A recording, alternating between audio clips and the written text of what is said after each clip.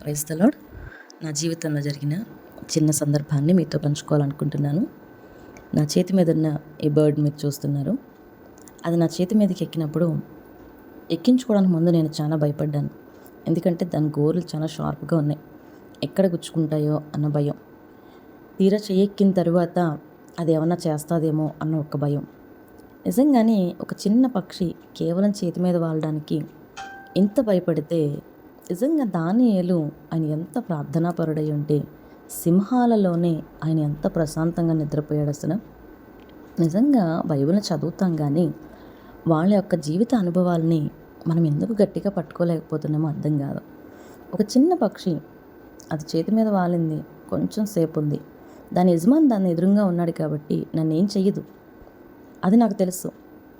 కానీ మనసులో ఒక తెలియని చిన్నపాటి భయం, అది ఏదన్నా చేస్తుందేమో అని. నా జీవితంలో ఇది మొదటిసారి నేను నా కళ్ళారా ఇలా చూసి వాటిని నా చేతి మీదకి ఎక్కించుకోవడం. బైబిల్ని చదవడమే కాదు, బైబిల్లో ఉన్న యొక్క భక్తులు వాళ్ళ విశ్వాసంతో ఎలా ముందుకు సాగారో మనం గట్టిగా వాటిని పట్టుకుని ముందుకు వెళ్ళాలి.